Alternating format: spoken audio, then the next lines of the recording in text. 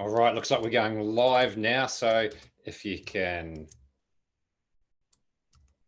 hear me, we're just connecting to Facebook Live. All right, looks like we're going live now. So we've got a nice little repeat here going on. Hear me, we're just connecting to Facebook Live. All right, looks like we're going live now. So we've got a nice little repeat.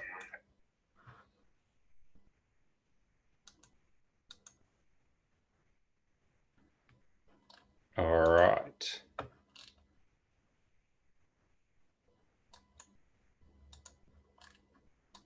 Doesn't want to go live on Facebook, so let's carry on. All right, let's just run with YouTube Live. We have action and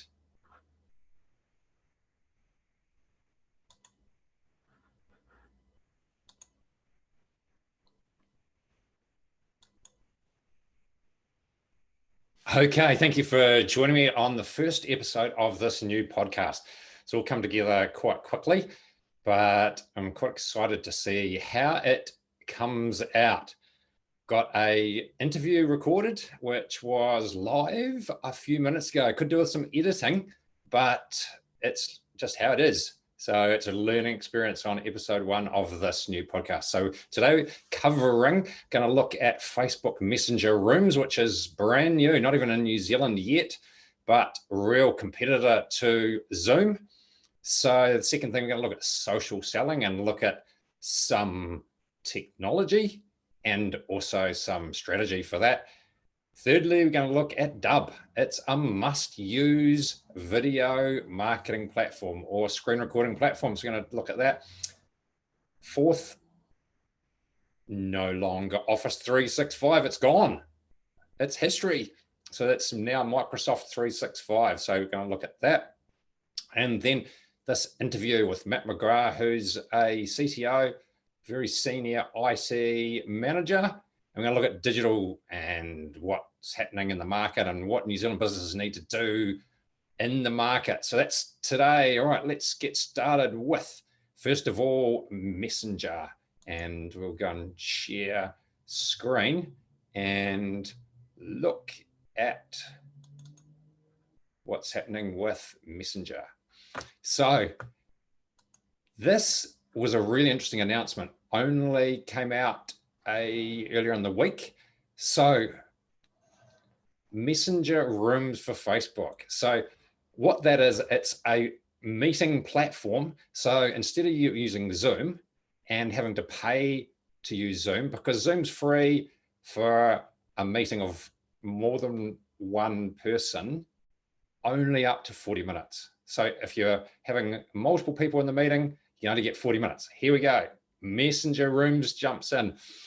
Facebook have been developing this for a while, and they just sped up the development due to COVID for more than 19, if I can count. So the interesting thing here is you can just create a messenger room or a group chat within an event, or as well as that, you can do it within a group. So it'll be great for the Facebook groups to connect, and it's all about the speed of getting these things organized, because today, as the speed of technology change increases, the critical thing these days is having everything connected. So just in a couple of buttons, you press go. That's really what the focus is with businesses, and the leading businesses are doing that. That's where we work, is around connecting the cloud data, connecting everything, so you don't have to manually enter things, and it just happens quickly. So there's big productivity gains, and that's really the key shift in digital. So I think this is going to be a game changer for those that are social and want to connect and have family or friends meetings. It will be good for business meetings as well. It'll take some of the market away from the $15 US a month Zoom package, because I know a group of friends who have a get together and they have to stop after the 40 odd minutes, and so they'll love this. So there's definite market for this. So Zoom, watch out. Will it be a serious business contender? It may be in specific circumstances such as Facebook groups, but it's not really going to challenge Zoom, WebEx, and Microsoft Teams and Microsoft and Google Meet, the bigger players for most small businesses use. So that's our first point. Second one is social selling. Let's look at the trend there. Social selling is, and we'll just use LinkedIn as an example. This is an area that I've did a 1-year program in, and I'm just starting to find some really good results. So just to give you an overview of what social selling is, it's basically selling or communicating, building relationships, I would say, without selling. I know there's different philosophies, but you never want to sell is my philosophy in social. You just want to connect and have conversations. So that's the key philosophy. If you're thinking about it that way, all it is conversations. And the way that I've been getting some good results is by posting in Facebook and Facebook group, of the business group that I'm broadcasting this into now, and also on LinkedIn around things to do with remote working or technology, because my specialty obviously is technology and the strategy and emotional fitness that drives those teams. So it works by if you're putting free content out there regularly. And in LinkedIn example, what happens is I'm doing regular contact requests for people, inviting them in, and I'm finding, because I've spent some time optimizing the profile, that I'm getting inquiries. So if we look here, what have we got? Got a testimonial here, got our business model there and videos, and up to getting close to 7,000 connections. And an example was I got a surprise this week. Somebody messaged me, a brand new connection, and they said, oh, we want to talk. And it was, they gave the phone number. Let's talk tomorrow. So called them up, and it was just the ideal sort of client who are a growing business and just want to look at their whole technology and review it and get independent advice. And then, yeah, so example of social selling. Couple of key things around social selling and where the technology can be used. A very good CRM is Nimble CRM. There's a plugin here. So I've just hit the plugin. How it works is, and let's just go into a news feed and let's choose, try to run with choose a random person. So if I hover over that, then here on the right, we start getting their details here, and we can put their details straight into CRM. We can look at their Twitter feed. At Nimble CRM is a very good social collection, so social media collection. There's a lot more you can do, but that's just an example. And it pulls in their contact details. There's different ways of doing that, but I won't go into that. The point being is now in my Nimble CRM and go through our stack here. If you go to Unbox Performance, our tech stack, you'll see here talk about some different tech for remote teams. And we talk about Nimble here, and they've got a link to it here. Anyway, I won't dwell on that. Point is, now within Nimble, I've got it set up that in the pipeline is referrals. I'm finding that I'm getting referrals. The more posting I do on LinkedIn, I'm getting acknowledged as a specialist and a leader in my niche, and I'm getting more and more referrals. So it's a matter of, for me, just within CRM, any key people that I just put it straight into CRM. My pipeline's on referrals. Haven't been so good at tracking all inquiries of that I'm dealing with at the moment, but that's the next stage, is get my pipeline focused on the real opportunities. So that's an example of social selling. The principle then, once you get them, I mean, that example I just shared was a really direct inquiry. They wanted to talk and they decided they had a need, but that's not as common, although I'm getting at least the last few months getting a client. Well, no, there is about 3 or 4, 5. It has been client meetings a month that have been really solid and interesting things that have become really good prospects. And I'm doing sometimes that's 5 a week online meeting, but I better go back and explain the strategy behind social selling. So we start sending connection requests out. A certain number are going to come back and message me. So from our program, the way we're taught is we do a message to them. Any new connections, we message them. I've been a bit lazy and haven't done that, but I'm finding quite a few are messaging me. So then I just message back. It's about just having interactions in chat and adding value and not wanting to sell. So this is the whole philosophy. And then from those conversations, some of them I'll say, well, yeah, interesting what you're up to, like sharing with like-minded people. If you want to do an online meeting, or then let me know. And I just put a link to my calendar and then they book in. And so that's how I'm getting a lot of online meetings each week. This is just an example of the calendar. It's a dedicated site I've made for the calendar, which actually here you'll see it's just got the calendar embedded there and some social links here and other things.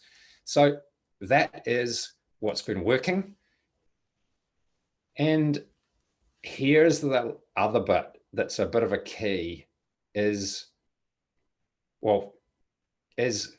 getting interactions with your key decision makers. And I haven't been doing this. This is a real opportunity, is because you want to build solid relationships with social selling with people, then you comment and on relevant decision makers. And I've had so much on that I haven't actually done this, but this is something that I'm aware of will help build my credibility. So how that works is you go into Sales Navigator, click on Sales Navigator. It's a paid service.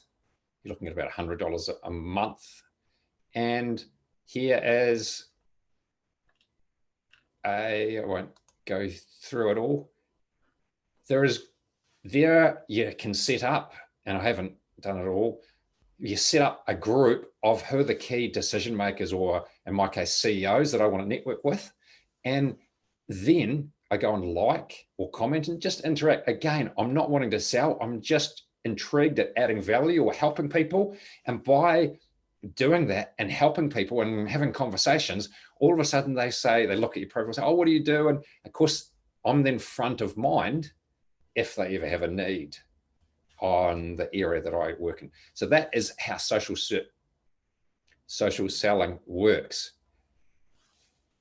And there's actually a lot of different philosophies, but it's a key thing to just be adding value as the summary.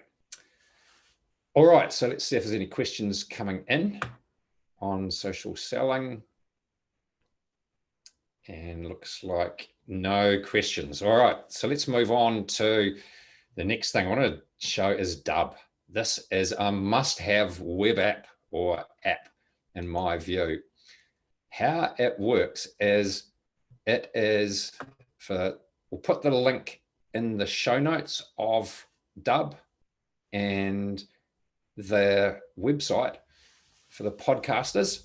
So how this works is it's a video platform, which is a video sales platform, and it's a screen capture, you name it. It does everything, or not quite everything. I'll demonstrate it. So let's use the example that I'm using more and more. Instead of sending a person an email, I want to send a person a video. So it's really quick. All I do is I go to the Chrome extension here, and I got a choice of, I can record the screen, or I can actually record myself or a combination of them. So if I'm doing it like this and recording, testing, well, I want to send this in an email, and how magical is this? Because I get to not have to type anything. I'm not so flash on the typing. So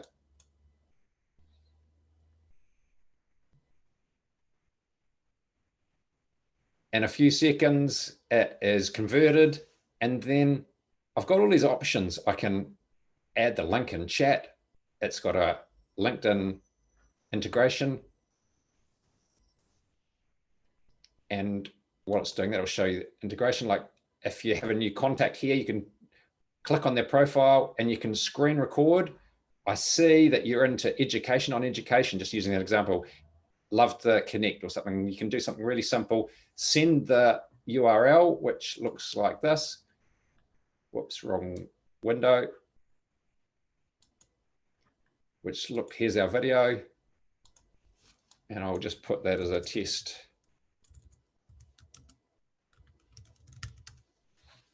So I know, because I've got hundreds of these now. So I can just send this URL, put it into LinkedIn or any sort of messaging. But here's the interesting one. If I press share, I can copy this directly into an email. And if I paste it just in an email, it has a beautiful video window there, and you can have their name at the front, at the top. It just automatically does that. If you put their email address in there, it'll actually track who's opened it and all sorts of things like that. I've turned that off because I can't be bothered. If people want to read it or listen to it, they can, but it's available, and you can go into in-depth analysis of, or analytics of it here on how many opens it is, which you don't need. You don't need the email address to look at how many opens each one has had and so forth. And then it is just a powerful way of engaging people, really simple to get away from the normal old email. But here's the good bit. You can, and the free version at the moment allows you to do unlimited videos at the moment, because it's part of the COVID-19 thing. But when you open it, it has a land. When you open the video, same with podcasting as well, you won't see this. Then I'll describe it. How it works is you click within the body of the email, you click on the email, and it opens. You just see this video window, and it opens in a new page, and it's got all these options of book an appointment with me, and it's a landing page. So it's just some really smart sales focused technology, but it's much more than that. You can do all your e-learning and host all your e-learning here in a private area, and just using the screen capture, you can use it you can upload videos that you've recorded in other places. You've got some amazing features here. It's just the go-to that's so quick to jump up into this Chrome extension, record something, and send it off to somewhere. So this is a great tool to use. It's actually got a marketing automation software in here, so you can automate the power of what happens if somebody doesn't open your email. It can actually do a follow-up email if somebody has opened it more than once. There's some really smart technology here for sales-focused businesses or social selling, because you can just pop the little link into LinkedIn and you're going to be different, and so good to be different. All right, so that's Dub. Any questions? We don't seem to have any questions. All right. Okay, so let's go on to the next one before we have the interview with Matt McGrath, which is topical at the moment. We're looking at trends in IT and some of his advice. We have a conversation there. So we want to look at Microsoft 365. What is Microsoft 365? Well, dead and gone is Office 365. They dropped the brand of Office 365 because they're really moving towards a perception of not being just a isolated PC client-based software. So because we give vendor neutral and independent advice on the difference between 365 and G Suite, then there is G Suite has some significant advantages in collaboration and some efficiency gains if you're remote working. Microsoft are investing big in doing a lot of catch up.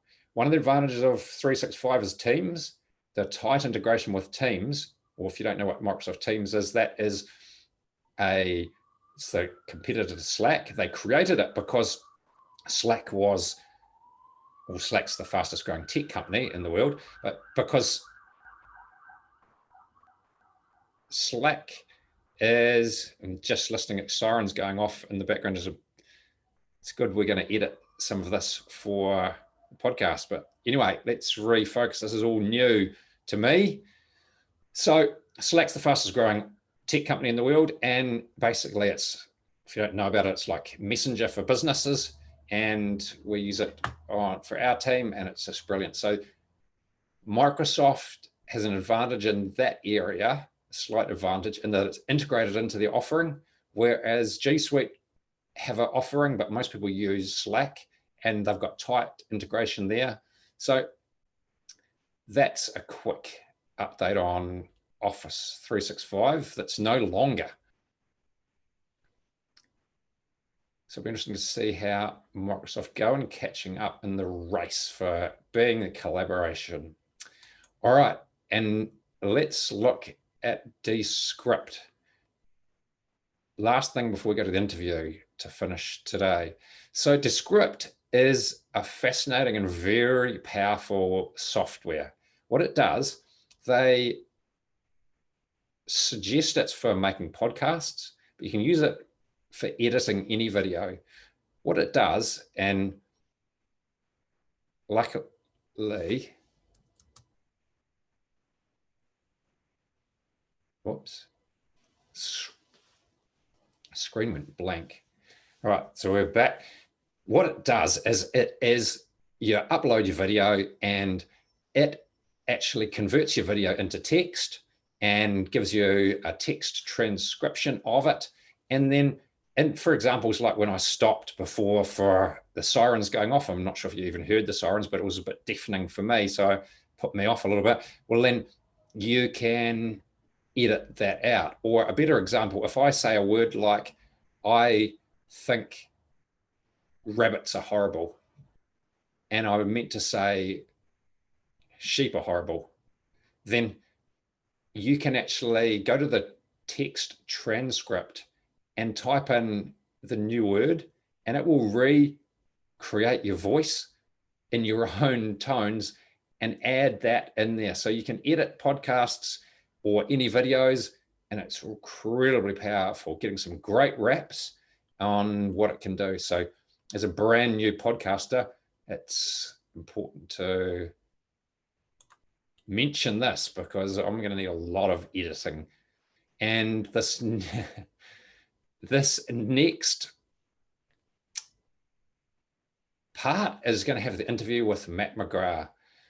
So as I go to sharing the Matt McGrath interview, I will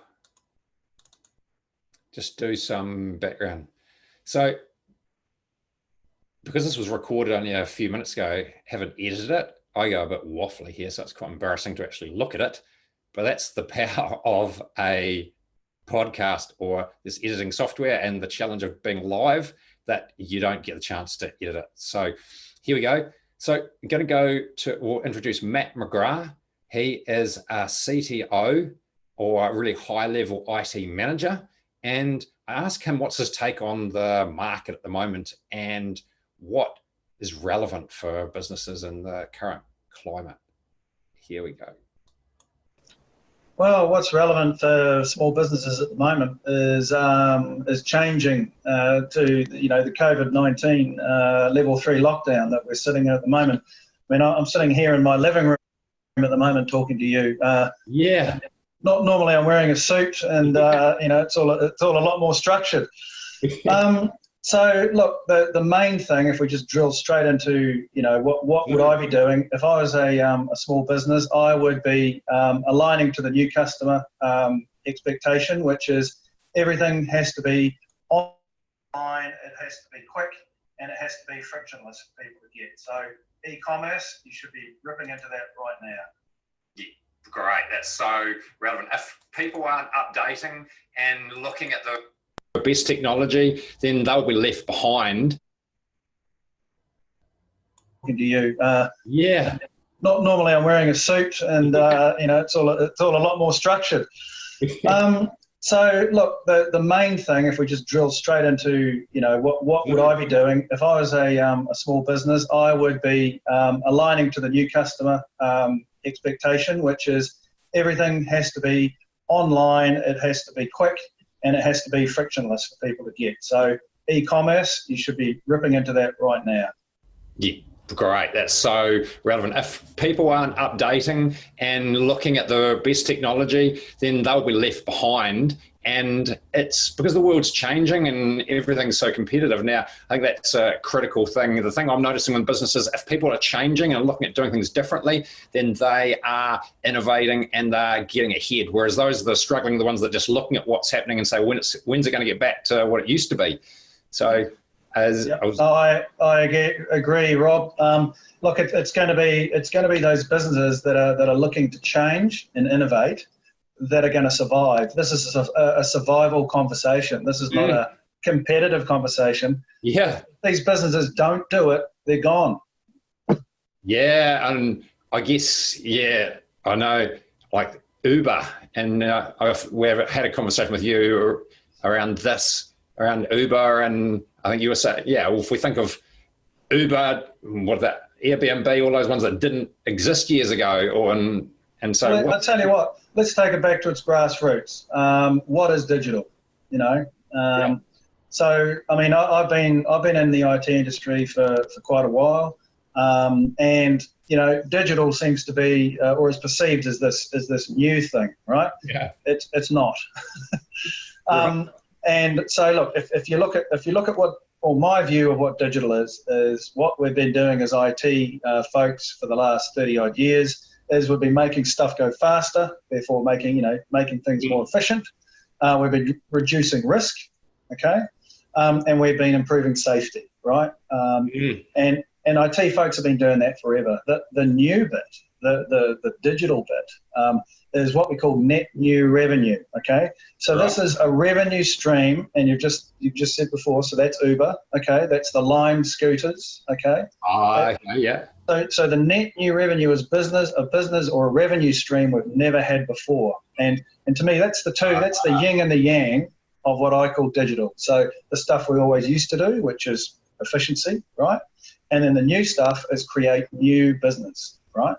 So to me, that is digital in two bits. Oh, well, the real interesting thing is there's so many new opportunities coming out of this sort of crisis. There is a lot of online meetings happening that never happened before. I think in Auckland, for example, the office buildings, some of them are going to be converted into apartments because more people are going to work from home.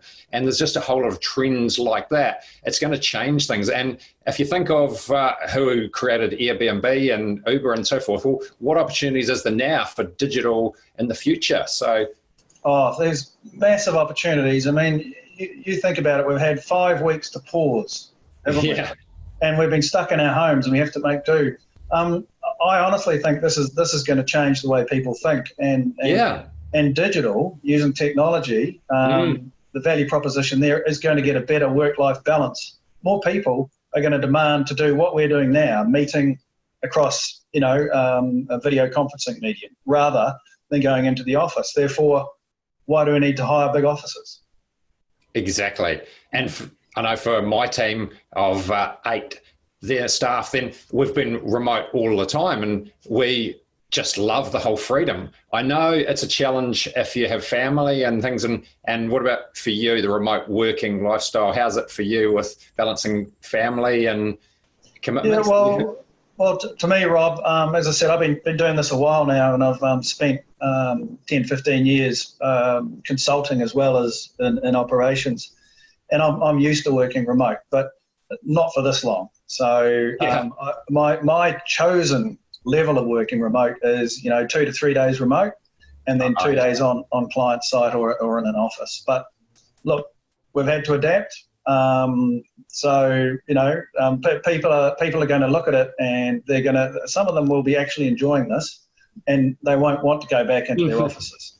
So yeah, we're going to have to adapt. And look, it's funny too. I mean, I'm at the middle of a business transformation for a company here in New Zealand, and we were just about to hit the go live button and prepare for that, just as we went into COVID-4 lockdown. Yeah. We went totally remote, like we are now, like you and I are conversing, right? And the ironic thing is we're actually more efficient. All our Kanban boards are now virtual and digital, and people are their meetings are much more efficient. So yeah, it's ironic, we're actually more efficient. Well, very interesting. I heard a story, I won't mention their names. Somebody, as soon as they went working from home, they didn't do much. They did the washing for the first day or two and did just about nothing. And so there's a balance there. I mean, I'm big on having intrinsic motivation. If you empower people and delegate tasks and have a clear vision and a purpose for each project, and then empower people just to get on and do it, then you get intrinsic motivation. And so, yeah. Look, I agree, and look, as leaders and managers of people, we have to be fairly cognizant that this is new, and we actually have to tell them to go out and do that. So I'm actually telling my teams, look, I'm going to be pretty upset if you don't go out and do an hour's worth of exercise during the day. Nice, yeah. And also block out some family time. Literally put it in your calendar. Yeah. And, if you need to go to the store or whatever it is, block it out, because, like you say, they're all big boys and girls. If you empower them, they're still going to get the work done. Exactly. And we're not spending the hour to half an hour getting to and from work. So you've instantly that is the big thing. And I know a client of ours, a CEO, he's got to focus on developing his people. And by him caring about the people, a bit like what you said, you really get more out of the people because you want to develop them and evolve them. And this is the new leadership style, really, rather than the old you sort of boss thing, yell at people and so forth. If you really care about them, you get that intrinsic motivation. And in this particular case, he's shifting his whole company to probably not renew their lease. And as well, so there's just this big transformation happening in the market. It's going to be very interesting how it puts a lot of need on IT and having everything in the cloud, and because that's the connecting everything is in so you're not doing data entry, so it's all transparently works. I guess is the key thing that we work on. What are your thoughts? Yep, look, it's going to be interesting just to see what the people trends are after this when we've had to embrace this digital age instantly. So anyway, it was good to talk to you, Rob, and maybe we'll pick this up another time when we drill into another subject. Yeah, thank you. Really appreciate your insights and good conversation. So thank you, Matt, and appreciate your time. Okay, cheers. Thanks a lot. Bye.